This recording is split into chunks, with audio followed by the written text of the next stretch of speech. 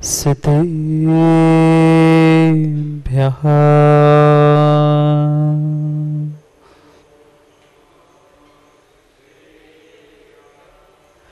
श्रीमद्परम गंभीर साध्वात्मोघलाञ्छनं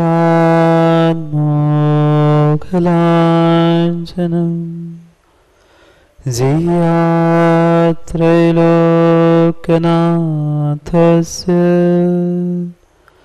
शासनं जनशासनम्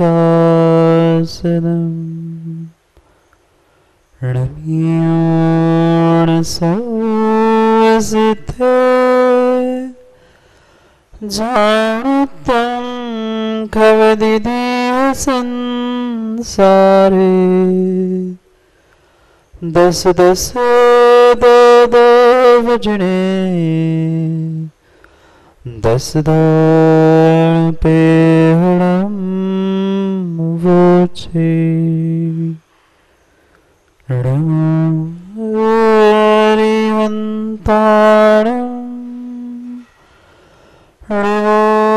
सिद्धाणं आयर्याणं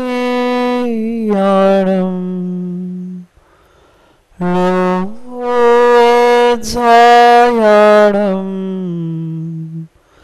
नमो लोय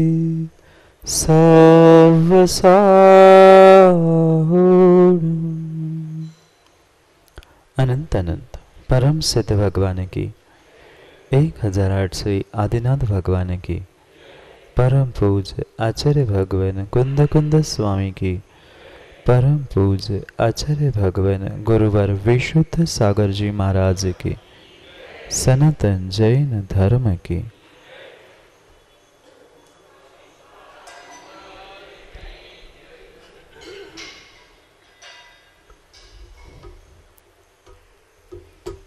अंतिम तीर्थेश्वर वर्धमान स्वामी के शासन में हम से विराजते और उनकी यह पावन पीयूष देशना हम सभी के लिए परम उपकारी है। अनादिकाल से हमारी आत्मा में जो जन्म, जरा और मृत्यु रूपी रोग लगे, उन रोगों का उपशमन करने वाली कोई परम औषधि है तो वह एकमात्र यह जिनवाणी। भव्य आत्माओं, अब सब कुछ हो गया, पर होते होते हम इतने थक गए हैं कि कपूर साहब आज हम अखिलेश चाचा विहार करने वाले। बहुत हो गया इधर की उधर की सुनते सुनते, और अब थकने के कारण हम वास्तव में निहाल चंद जी विहार करने वाले। कहाँ के लिए? कहीं शरीर से विहार नहीं करना, वह तो 4 महीने के लिए विहार बाहर का बंद हो गया, पर अब हमें अपने अभ्यंतर जगत में विहार करना। बाहर के जगत में तो हम पूरे जीवन तक घूमते रहे, पर मेरे भीतर भी कुछ जगत है, विश्व है, मैं उसे भूल चुका था। इसलिए उस अभ्यंतर जगत के सैर के लिए, अभ्यंतर जगत के विहार के लिए हमें निकलना। चंद्र जी सोच रहे थे विहार करेंगे मतलब कहाँ चले जाएंगे? कहीं और नहीं जाना है। शरीर से पैदल कई बार कई नगरों में कई स्थानों पर हम पहुंच चुके, पर आज तक अपने भीतर के जगत को मैं नहीं समझ सका। हमें ये ज्ञान ही नहीं है कि बाहर जितना विश्व है उससे कई कई अधिक गुना विश्व जगत मेरे भीतर भी। किसके साथ किसमें विहार करना था, किसकी सैर करनी थी। समय जैसे ही मिलता है हम कहीं घूमने के लिए, सैर करने के लिए निकल जाते। अब हम सबको सैर करने का समय मिला है, तो हमें राजेश सैर करनी किसकी? बाहर कहीं भी दृष्टिपात नहीं करना, हमें इंद्रियों को छोड़कर अपने भीतर के मन और आत्मा के उस स्थिति को समझने के लिए अपने परिणामों की, अपने उपयोग की और अपने आप की ही सैर करनी। क्योंकि जितना जितना हम बाहर के स्थितियों में, जितना जितना बाहर के जगत में उलझेंगे, उतनी उतनी मेरे जीवन की उलझनें बढ़ती जा रही। जिस दिन मैं निर्णय कर लूंगा कि ये बाहर का जगत भिन्न है और मेरे जगत भीतर का जगत भिन्न है, उस दिन मुझे सुख का वेदन होना प्रारंभ हो जाएगा। इसलिए हमें जो मेरे भीतर ज्ञान दर्शन है, मेरा उपयोग है, मेरा मन है, मेरा जो आत्मा है, वहां तक पहुंचने के लिए उस अनिंद्रिय और अतीन्द्रिय उस ज्ञान की यात्रा हमें प्रारंभ करनी। कहाँ पहुंचना है? हमें आत्मा को लेकर उस भगवत्ता को प्राप्त करके सिद्धशीला तक पहुंचना है। हम सिद्धशीला तक तभी पहुंच सकते हैं जब भीतर के सिद्ध बनने वाले भगवान तक पहुंच पाए। आज तक हम अपने भीतर के भगवान आत्मा को, सिद्ध भगवान को नहीं पहचान पाए, वहां सिद्धालय में जाके करेंगे क्या? सब कुछ जान लिया मैंने, धन कैसे कमाना है, दूसरों को कैसे बनाना है, ये सब कुछ सीख लिया, पर हम आज तक वकील साहब अपने आप को भगवान बनाना नहीं सीख पाए। दूसरों को नहीं बनाते। दुकान में बैठकर, फैक्ट्री में बैठकर राजीव क्या करते हो? दूसरों को बनाते हो, पर अपने आप को बना पाए, अपने आप को संभाल पाए, अपने आप को पहचान पाए? बनाना दूर की बात थी, हम अपने आप को पहचान भी नहीं पाए। कैसे भगवान बना पाओगे अपने आप को? जब तक दूसरों को बनाते रहोगे, जब तक दूसरों को, संतोष पंडित जी नहीं बनाते ना, मीठी मीठी बातें करके कैसे दूसरों को बनाते हैं? जब तक दूसरों को बनाओगे तब तक स्वयं बनने वाले नहीं। क्या बनाना, क्या बनना था? हम दूसरों को तो उल्लू बनाते हैं, दूसरों को तो पागल बनाते हैं, इसलिए स्वयं भी उल्लू और पागल बन के चतुर्गति का भ्रमण कर रहे हैं। अगर दूसरे को भगवान मानते और स्वयं को भी भगवान मानते तो स्वयं भी भगवान बन जाते। पर बने कैसे? हमने आज तक वैसे भाव भावना अपने जीवन के बारे में भाई ही नहीं है। हमने जब भी विचार किया कि मेरे जीवन का विकास हो, मैं बहुत कुछ अच्छा बन जाऊं, तब तब मेरी दृष्टि बाह्य जगत में गई। कभी हमने घर, मकान, धन, संपत्ति, परिवारजन, इनमें ही उलझकर हमने इसको ही अपना जीवन मान के रखा था। वो मेरा बाहर का जीवन था, भीतर का जीवन कुछ और था। कौन सा विषय है मेरे भीतर? कौन सी जगत की मुझे आज सैर करनी है? कहाँ के लिए विहार करना है? वही बात हमें समझनी है।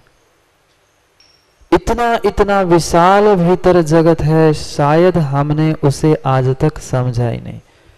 जितना बाहर हमें ब्रह्मांड दिख रहा है, उससे अनंत गुना, अनंत यानी जिसका अंत ही नहीं है, ऐसा अनंत गुना विश्व जगत मेरे भीतर है। ऐसा क्यों कह रहे हैं? ऐसा क्यों कह रहा हूं समझना, क्योंकि भीतर जैसे जैसे मेरी भाव भावना परिणाम होते हैं, वैसे वैसे विश्व बदलते हुए हमें दिखता है। नहीं दिखता क्या? जिस दिन मेरे परिणाम बहुत अच्छे होते हैं, मैं बहुत अच्छे विचार, बहुत अच्छी भाव भावनाओं के साथ होता हूं, प्रत्येक व्यक्ति, प्रत्येक पुद्गल वस्तु भी हमें अच्छी लगती है। और जिस दिन मैं उदास होता हूँ, चिंतित होता हूँ, परेशान होता हूँ, दुखी होता हूँ, वही वस्तु नहीं बदली थी, व्यक्ति भी नहीं बदला था, पर वही वस्तु, वही व्यक्ति मुझे परेशान करने लगती है। ऐसा होता है। मेरे सोचने से, मेरी भाव भावनाओं से, मेरे परिणामों से ही मेरे भीतर का विश्व है और भीतर के विश्व का ही कुछ अंश बाहर के जगत में दिखता है। हम वही समझने का प्रयास कर रहे थे कि बाहर के जगत में मां हमारा कोई भी पुरुषार्थ चल ही नहीं सकता। पुरुषार्थ मुझे अपने भीतर के जगत में ही करना। कहाँ का विहार, कहाँ की सैर, कहीं बाहर नहीं, मैं अपने भाव भावना और इंद्रिय राज्य से दूर होकर। आज तक कभी जो कुछ भी मैंने कार्य किया, कभी स्पर्शनेंद्रिय के निमित्त से किया, कभी रसना के, कभी घ्राण के, कभी चक्षु के, किसी ना किसी के इंद्रिय के वशीभूत होकर ही मैंने बाह्य जगत में सैर की थी। अब इन सभी इंद्रियों को छोड़कर इन इंद्रियों के राज्य से भीतर अतीन्द्रिय तक पहुंचना था, अनिंद्रिय तक पहुंचना था। आत्मा की बात तो बहुत बाद में करेंगे पंडित जी, आत्मा की बात बहुत बाद में करेंगे। हम अपने मन को भी अच्छे से नहीं समझ पाए, आत्मा को समझने के लिए बहुत समय लगेगा। समझ पाए क्या निहाल चंद जी? हम अपने अनिंद्रिय यानी मन को भी नहीं पहचान पाए। कब कहाँ पर बैठे बैठे हम कैसे परिणाम, कैसे भाव कर लेते हैं, हम दूसरों से नहीं कह सकते। कह सकते हो? परमात्मा के पास बैठकर भी लकी हमारे परिणाम कैसे ऊपर नीचे होते हैं, हम हर परिणाम हर किसी को नहीं बता सकते। मत बताओ, बिल्कुल भी किसी को कुछ मत बताओ, पर अपने आप को तो बता लो कि तुम अच्छा कर रहे हो कि बुरा कर रहे हो।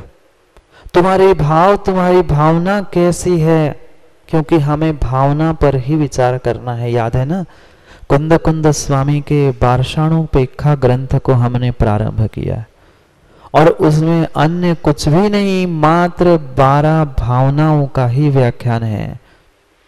वो तो बचपन से पढ़ी होंगी माँ, पर आज तक ना भावना का अर्थ हमें समझ में आया, ना 12 भावना क्यों है ये भी समझ में नहीं। कभी विचार किया चंद्रेश जी की 12 ही क्यों लिखी, उससे कम, उससे अधिक, उससे ज्यादा क्यों नहीं लिखी? वे 16 कारण भावना भिन्न थी, पर वैराग्य उत्पन्न करने वाली, जो जननी कहलाने वाली ये वार्षाणुपेक्षा 12 भावना, 12 अनुप्रेक्षा है, उनकी संख्या 12 नियत क्यों है? पढ़ते हैं, हम सबने पढ़ा है, सबको याद भी होगी 12 भावना, पर ना हमें आज तक विचार आया कि 12 ही क्यों और भावना ही क्यों। 12 भाव कह सकते थे, नहीं, 12 भावना। भावना, जो भाव यानी पदार्थ, एक शब्द के अनेक अर्थ होते, शब्दानाम अनेक अर्था। शब्द एक ही है भाव, पर उसके अनेक अनेक अर्थ है। भाव यानी पदार्थ, भाव यानी परिणाम, भाव यानी जो आप लोग खाते हो ना, भाव खाना, नहीं आया समझ में? भाव मतलब भाव खाना। एक भाव तुम्हारे मंडी में भी राजू चलता है, मोल भाव, वही तो कह रहा हूं। शब्द एक है पर उसके अनेक अर्थ है। उन सभी अर्थों से हमें समझना है कि भावना शब्द क्यों लिखा। पहले भूमिका तो समझ में आए। ग्रंथ की गाथाएं घर में भी पढ़ सकते हो, जो लिखा है वो तो हम पढ़ते आए, सुनते आए, भूलते आए, पर उसके रहस्य को समझना है कि आचार्यों ने लिखा तो क्यों लिखा। भाव नहीं लिखा, भावना लिखी। जो भाव का अर्थ पदार्थ अगर लेंगे, जो भाव मेरे पास नहीं है, भाव यानी पदार्थ, वस्तु, जो द्रव्य, जो पदार्थ मेरे पास नहीं है, उसको प्राप्त करने की जो स्थिति चल रही है वह है भावना। समझना, भाव यानी पदार्थ ना, जो भाव मेरे पास नहीं है उसे प्राप्त करने की जो मेरी इच्छा चल रही है वह है भावना। ये एक प्रकार से अर्थ हो गया। दूसरा अर्थ ये भी हो सकता है जहां कोई भी भाव ना बचे। कौन सा भाव? यहां पर पदार्थ ही भाव लेना, अभी परिणाम रूप भाव तक पहुंचे नहीं है। भगवान बनने पर कौन से द्रव्य साथ में रहते हैं? सिद्ध बनने पर कौन से पदार्थ साथ रहते हैं? क्या ये पिच्छी कमंडल साथ लेके भगवान बनेंगे? नहीं, ना पिच्छी कमंडल, ना दिगंबर भेष, ना शरीर, कुछ भी नहीं। जहां भाव यानी पदार्थ होते ही नहीं है, ऐसे स्थान को प्राप्त करने के लिए जो मेरे परिणाम चल रहे वे है भावना। अब ऐसी मेरी परिणति हो, ऐसे मेरे परिणाम हो जहां कोई भी पर द्रव्य पर भाव हो ही ना, ऐसी जो भावना भाई जा रही है वो है भावना। एक शब्द पर भी शरद पंडित जी व्यक्ति विचार करे, चिंतन करे तो घंटों घंटों चिंतन हो सकता है। पर महाराज जी इतना समय कहाँ है हमारे पास? हमें तो एक ही वस्तु की चिंता लगी है कि धन, नाम, शोहरत आदि सब कुछ हमें कैसे और कितनी मिले। हम जी जान लगा के मात्र धन कमाने के पीछे पड़े हैं, बाकी किसी के लिए हमारे पास समय ही नहीं है। कुछ तो समय निकालो, अपने भीतर विश्वास मानना। जिस दिन तुम एकांत में उन भाव भावनाओं को समझने का प्रयास करोगे, पुनः पुनः पुनः पुनः उन्हीं का चिंतन करोगे। हम चिंतन करते, हम चिंता भी करते हैं, पुनः पुनः चिंता करते, पुनः पुनः चिंतन करते हैं, पर वह हमारी भावना, भाव, चिंतन, चिंता सम्यक नहीं है। इतना हमें अभ्यास होना चाहिए कि मैं कौन हूं, क्या हूं, किस लिए कर रहा हूं। जब तक ये हमें पता नहीं है तब तक विकास भाई तुम्हारा भगवान के ऊपर कलश ढारना काम का नहीं है। क्यों ढारा है उन्हें कलश? क्यों माँ एक थाली से दूसरे थाली में हम चावल छोड़ के आए? भगवान को भूख लगी थी इसलिए? भगवान को नहलाना था इसलिए? नहीं, भगवान को कोई भी जरूरत नहीं थी, भगवान आत्मा को जरूरत थी। भगवान आत्मा को जरूरत थी। इसलिए जितनी जितनी मेरे भीतर भ्रांति है, दो बातें हमने समझी थी, याद है? अहम और वहम। अहम और वहम, ये जितने जितने अहम और वहम है वे सब कुछ बाहर के जगत में है, भ्रांति नहीं है। ये मेरा है, ये ऐसा है, ये ऐसा नहीं है। ये जितनी जितनी भ्रांति है सब भ्रांतियां बाहर के जगत में है, भीतर कोई भ्रांति का स्थान ही नहीं है। यहां तो एकमात्र सत्य है, सत्य है और सत्य है। उस सत्य तक पहुंचने के लिए हमें पुनः पुनः चिंतन करना होगा और उसी का नाम अनुप्रेक्षा है। ग्रंथ का नाम ही भाषानुपेक्षा है, उसका मतलब ही है 12 अनुप्रेक्षाएं, 12 भावनाएं। ये मत समझ लेना माताओं कि महाराज जी कोई बच्चों के 12 भावनाएं हमें पढ़ा रहे हैं, बिल्कुल नहीं। आज तक जो आपने 12 भावना के बारे में नहीं समझा होगा, शायद वह बहुत सारे रहस्य आपके सामने आएंगे। अभी तो हमने चंद्रेश जी विषय प्रारंभ ही नहीं किया, गाथाएं प्रारंभ की ही नहीं है। हम तो अभी समझ रहे हैं कि 12 क्यों और भावनाएं क्यों, 12 क्यों, अनुप्रेक्षा क्यों। स्पष्ट आचार्यों ने लिखा है, मुहुर मुहुर चिंतनम अनुप्रेक्षा। क्या कहा? मुहुर मुहुर चिंतनम अनुप्रेक्षा, यानी पुनः पुनः पुनः पुनः चिंतन, चिंता नहीं। हम चिंता से पुनः पुनः सोचते हैं, पुनः पुनः सोचते हैं, पर चिंता नहीं है। चिंतन यानी अनुप्रेक्षा। जो सम्यक तरीके से विचार किया जाता है वह चिंतन होता है, और जो विपरीत तरीके से जिससे कर्म बंद होता है वह चिंता होती है।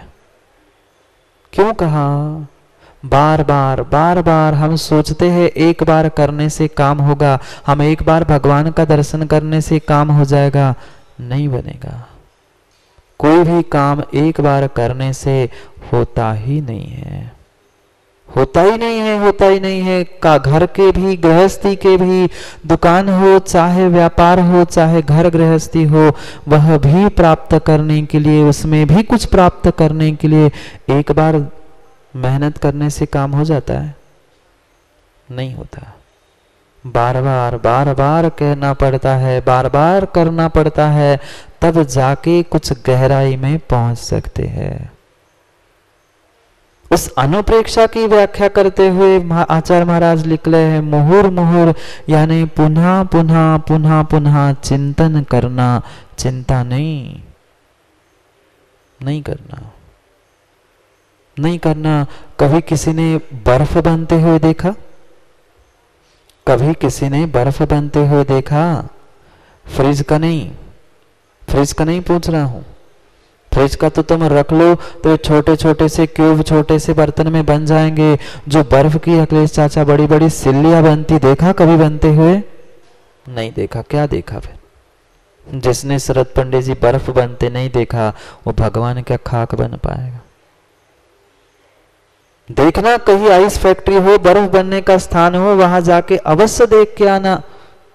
तत्व दृष्टि होगी चंद्र जी तुम्हें तो प्रत्येक वस्तु में भगवान बनने की क्रिया समझ में आएगी। और नहीं है तो भोजन बनाते हुए भी पाप करेगी माँ। अगर किंचित भी विवेक है, बुद्धि है, तो भोजन बनाते बनाते भगवान बनने की कला भी सीख सकते।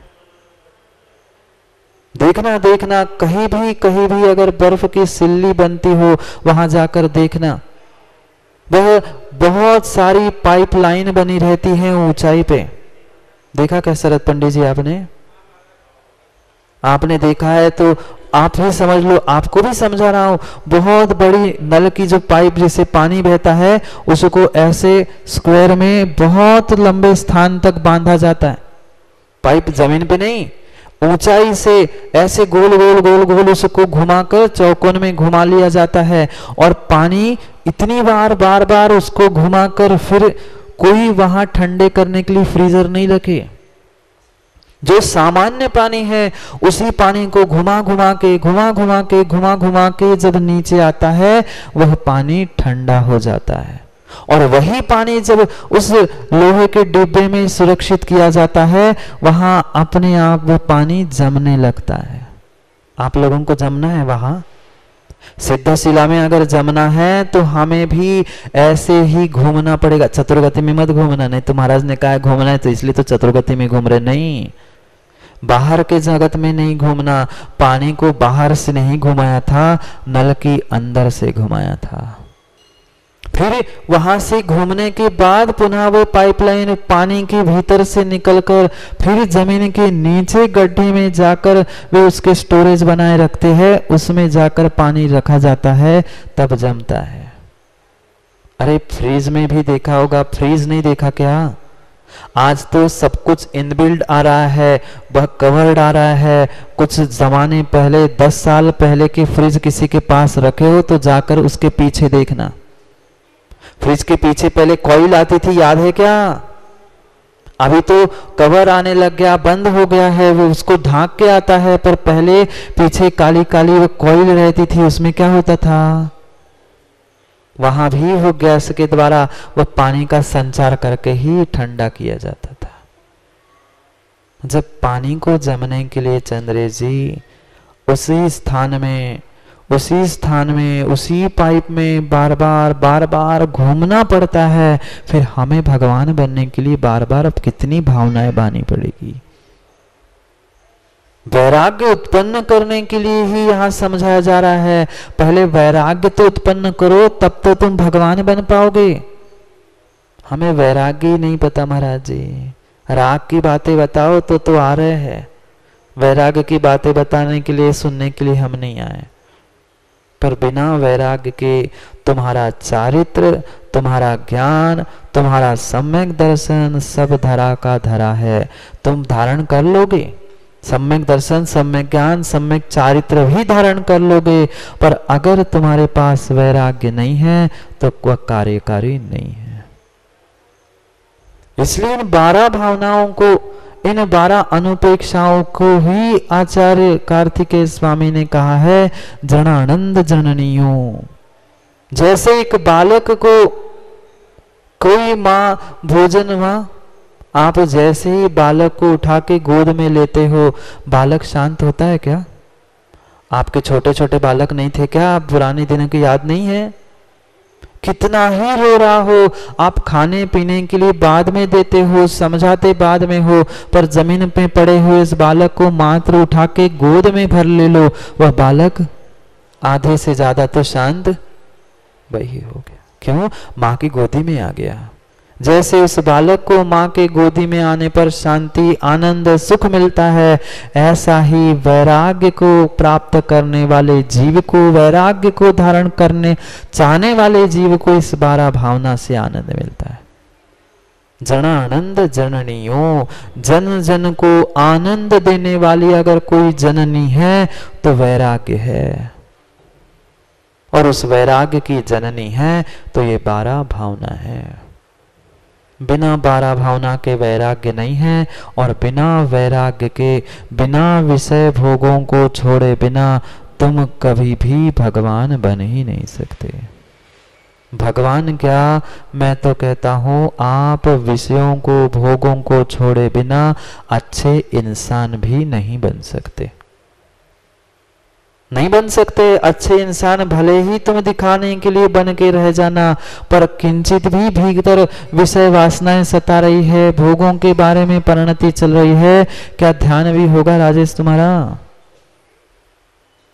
एक आसन से बैठने की हमारी शक्ति नहीं है, काय का ध्यान होगा? 2-4 घंटे भूखे रहने की शक्ति नहीं है, किस बात का ध्यान करोगे? नहीं। सबकी जननी, सबकी जननी, जननी यानी माता, जन्म देने वाली, रक्षा करने वाली अगर कोई है तो ये 12 भावना है। बिना 12 भावना के तुम्हारा ज्ञान भी किस काम का? फिर पंडित जी दूसरों को सुनाने का ही काम का। स्वयं के काम का तभी है जब वास्तव में वैराग्य की भावना है।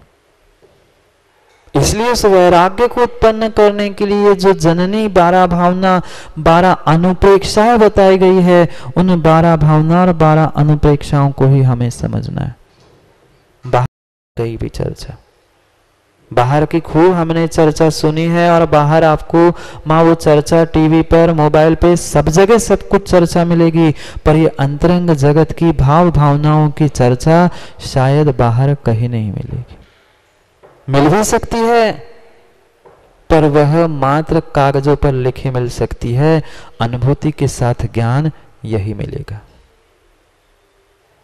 अनुभूति के साथ ज्ञान हमें यही मिलेगा। पर बार बार क्यों कहा जा रहा है? महाराज जी एक बार समझा दिया, अब हो गया, पुनः पुनः क्यों कह रहे हो? क्योंकि नाम ही अनुप्रेक्षा है। चिंतन यानी प्रेक्षा, अनु यानी बार बार एक ही विषय पर वह भी सम्यक विषय पर, भोगों के या इंद्रियों के विषय पर नहीं, उनसे दूर होने के विषय पर जो हमारा चिंतन चल रहा है। ऐसे ही हमें बार बार हैमरिंग करनी पड़ती है। शोभित खड़े हो जाओगे क्या? आप ब्रश करते हो क्या? दांत भी ब्रश करते हो आप? जोर से बोलो ना। नहीं करते? करते हैं। आप अगर ब्रश करते हैं तो कौन से पेस्ट से करते हैं? अब इधर उधर देख रहा है, काका है, कौन सी काका है? पतंजलि की। क्यों पतंजलि की क्यों करते? और कोई अच्छी नहीं है क्या? बोलो बोलो, डरो नहीं है? तो आपने तो कैसे जान लिया कि वो अच्छा है? पहली बार जब आपने इस्तेमाल किया था, पहली बार कभी तो किया था ना, जब पहली बार इस्तेमाल किया था तो आपको पता कैसे चला कि उसमें ये अच्छा है, ये बुरा है? और दूसरे पहले, उसके पहले भी कुछ करते होंगे ना। पतंजलि तो अभी 2-4 साल पहले आई, उसके पहले हैं? जोर से बोलो। कोलगेट कर रहे थे, किसने सिखाया था? आता था, पर घर में वही क्यों आया? फिर कोलगेट आता था, बदल के पतंजलि क्यों आने लग गया? हमें ना तुम्हारे दांतों से मतलब है, ना तुम्हारे पेस्ट से मतलब है, ना किसी कंपनी से मतलब है, हमें तो इससे मतलब है। मैं यही बात समझाना चाहता हूं। जैसे ही वह एडवर्टाइज करने वाले हमारे दिलो दिमाग में हैमरिंग करते हैं कि नहीं हमारी पतंजलि शुद्ध है, शाकाहारी, ये है, ऐसा है, आयुर्वेदिक है, हमारे दिलो दिमाग में क्या छा जाता है? नहीं, अब कोलगेट छोड़ दी हमने, हम तो पतंजलि पे आ गए।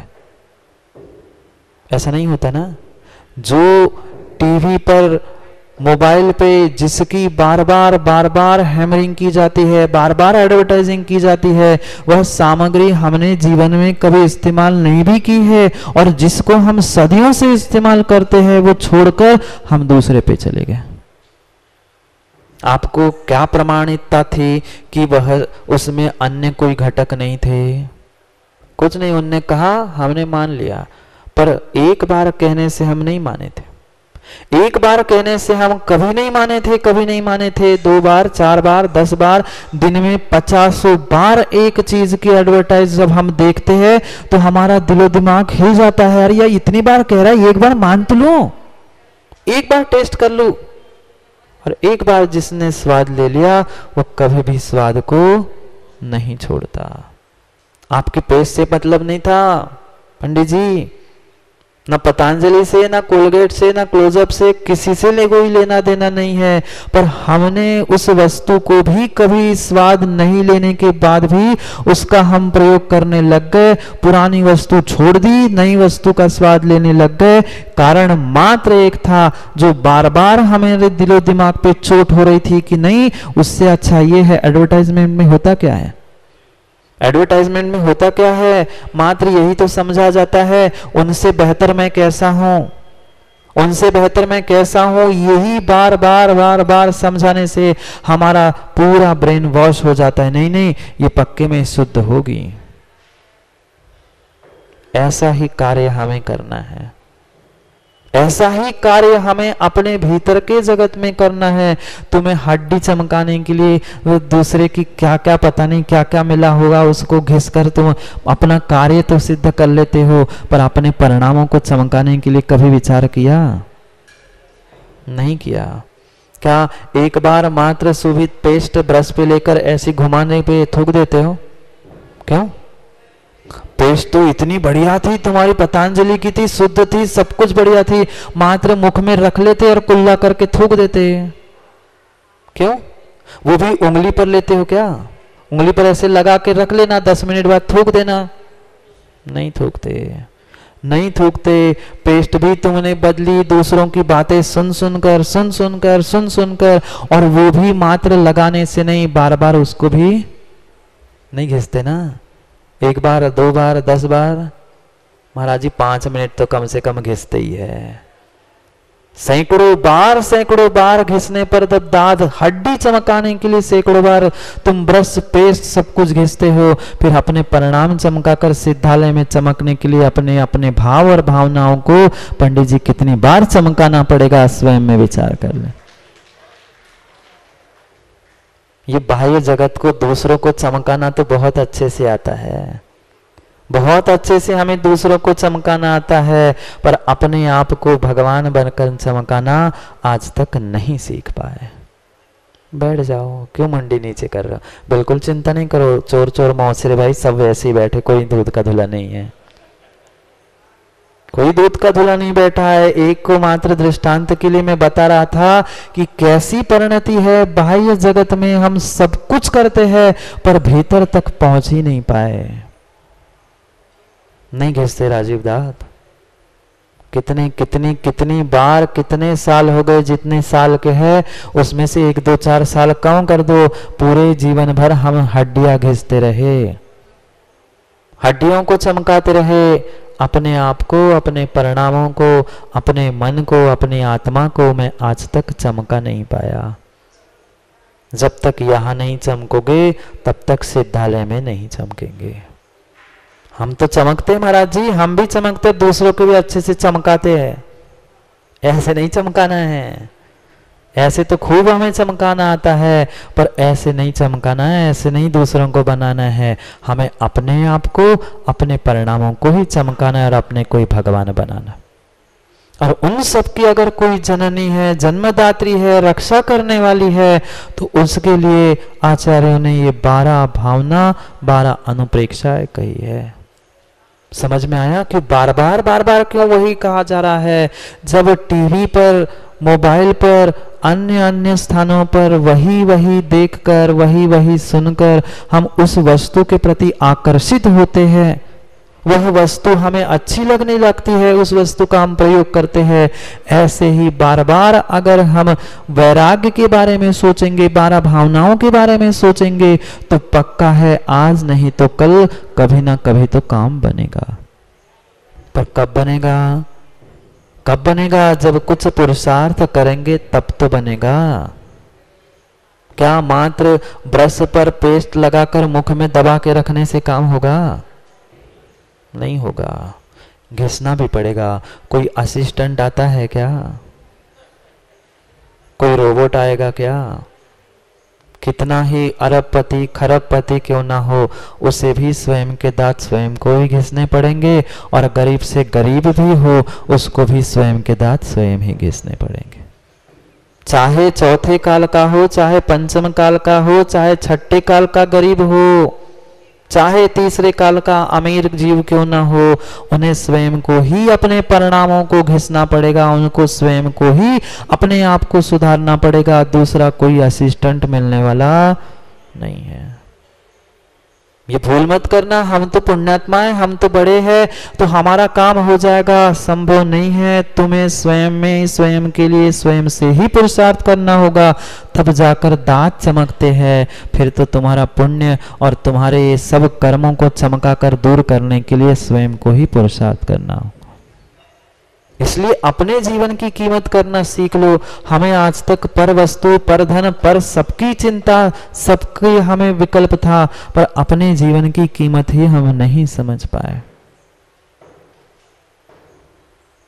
कौन सी आवाज आ रही? कपूर साहब, आवाज कहां से आ रही है? क्यों आ रही आवाज? क्यों आवाज आ रही है? एक ही बार में धक्का लगा से टूटना चाहिए था ना। बैठे हो मैं समझा रहा हूं कुछ बहुत अच्छी बात। एक बार तोड़ने से टूट जाना चाहिए था, नहीं टूटता। कितने महीने हो गए? लगभग 2-4 महीने हो गए वो एक मंजिल तोड़ने में लगे हैं। क्यों? जब इतनी पक्की बिल्डिंग बनी थी, इतनी पक्की मजबूत हमने दीवारें खड़ी की थी, एक घन का घाव टालने से टूटना चाहिए था, नहीं टूटा। 1 बार, 2 बार, 50 बार कोई जाके पूछ गया ना, राजेश कितनी बार एक दीवार पर तुमने ठोका? वो भी कहेगा सेठ जी क्या पूछ रहे हो, वो कोई गिन के ठोकता है क्या? जब तक टूट नहीं रहा है तब तक मैं घाव दे रहा हूं, जब तक ये कर्म का बंधन नहीं टूट रहा है तब तक 12 भावनाओं का घाव देता रहना।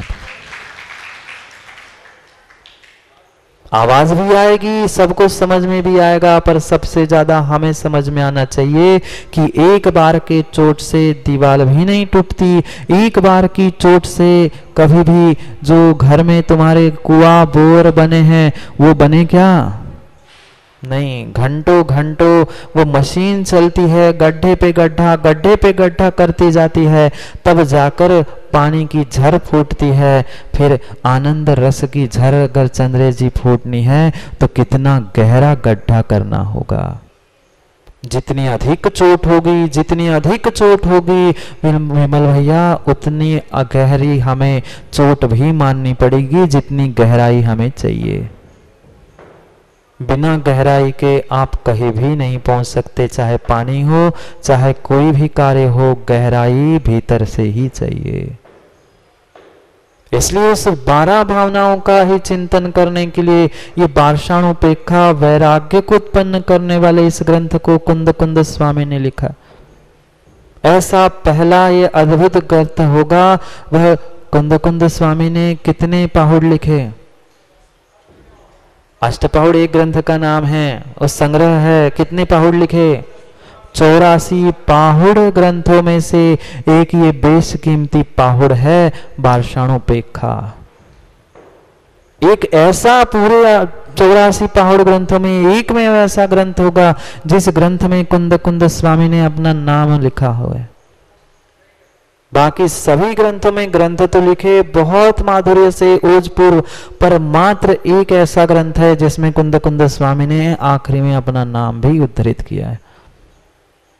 हाँ, ऐसा नहीं है मात्र द्रव्यानियों की आत्मा की चर्चा नहीं की, उन्होंने बहुत सारे व्यवहार के भी रहस्य समझाए हैं, उसे भी समझना बहुत आवश्यक है।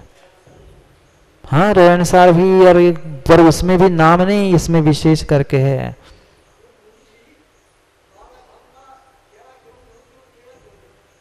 वही तो पूछा था हमने, हम हमसे पूछ रहे हो, मैंने आप सभी से वही पूछा था। साले हो गई हमारी 12 भावना गाते गाते, दूसरों की शोक सभा में सुनाते सुनाते, पर कभी हमने ये चिंतन नहीं किया। आप पे प्रश्न का उत्तर छोड़ा है मैंने कि कल सोच के आना, कल बताऊंगा।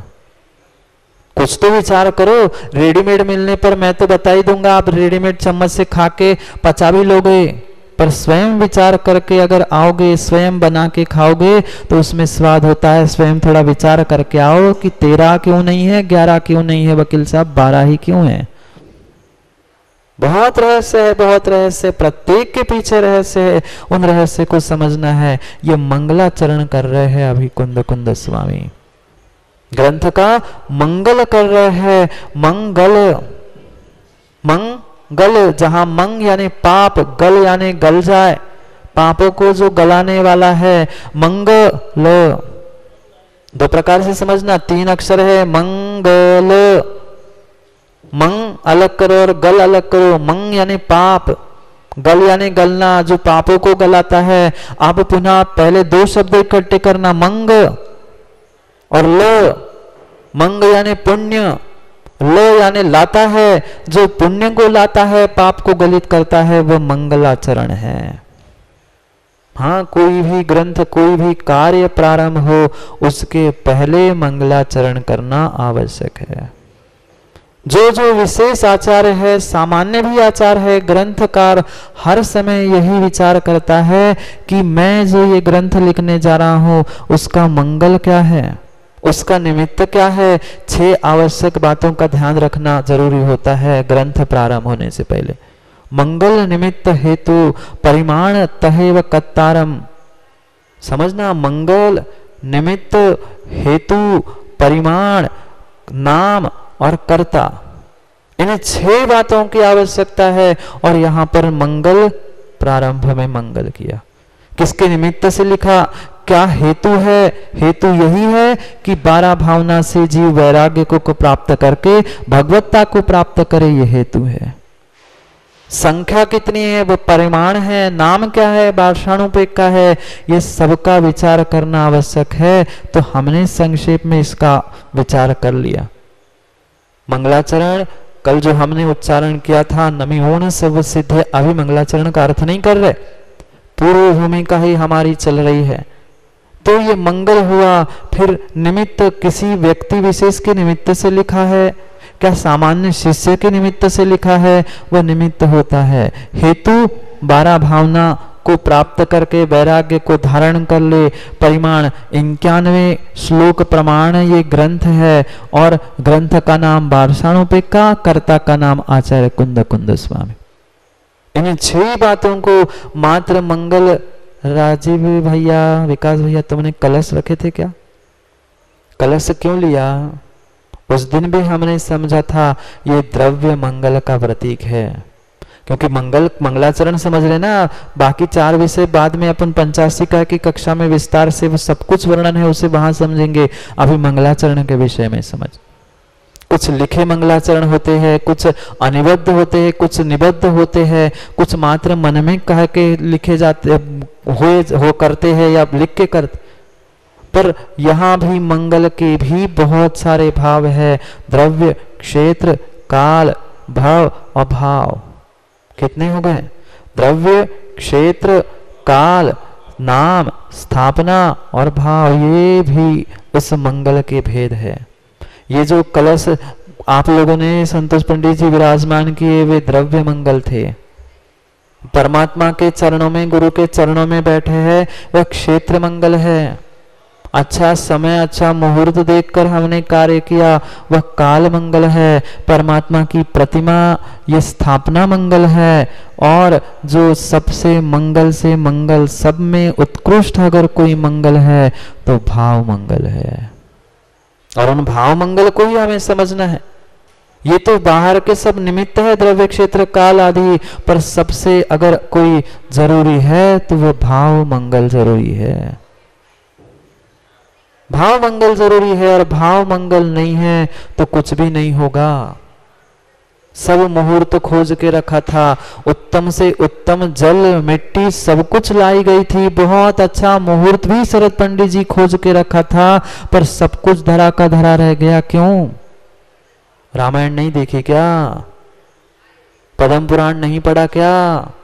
वशिष्ठ जैसे गुरु ने मुहूर्त निकाला था, कहां कहां के तीर्थ का जल मिट्टी सब कुछ इकट्ठा हो गई थी, सब कुछ तैयारी हुई थी, पर एक का भाव ठीक नहीं था, भाव मंगल नहीं था घर में, तो कार्य सब अमंगल हो गया था। इसलिए सब मंगल तो हमने कर लिए है, अब भाव मंगल करके हमें मंगलाचरण को समझना है। समय हो गया है। घड़ी नहीं दिखती क्या? महाराज जी आप ही तो कहते हैं अंदर जाओ, बाहर की घड़ी कहाँ से दिखती? बाहर की नहीं, अंदर की घड़ी दिख जाए तो बाहर की घड़ी देखने की आवश्यकता ही नहीं। समय हो गया है। करेंगे कल मंगल की और चर्चा, मंगलाचरण का भी व्याख्यान, और फिर विहार भी करेंगे। सब चलोगे ना विहार में? बाहर नहीं, अभ्यंतर जगत करेंगे चर्चा कि हमारे भाव भावना परिणाम कैसे हो। आज तक जो हम इंद्रियों के राज्य में जीते रहे, अब अनिंद्रिय और अतीन्द्रिय राज्य तक कैसे पहुंचे, उसको समझने के लिए कल पुनः समय पर कौन कौन नहीं आएगा? आओगे सो पाओगे, सोओगे सो राजीव खोगे।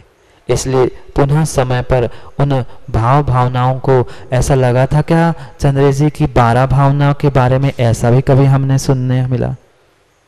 नहीं मिला होगा, नहीं मिला होगा। 12 भावना तो संतोष जी पढ़ते आए, सुनाते आए, पर ऐसा भी कभी हम चिंतन कर सकते थे, ऐसा कभी हमने सोचा ही नहीं था। अभी तो बहुत कुछ शुरुआत होनी है, बहुत कुछ हमें समझना है। बहुत कुछ समझने के लिए बहुत कुछ समय लेकर हम पुनः कल समय पर समय की बात करने के लिए समय पे मिलते हैं, क्योंकि समय पे किया गया काम समय को दिलाता है। बोले भगवान महावीर स्वामी की।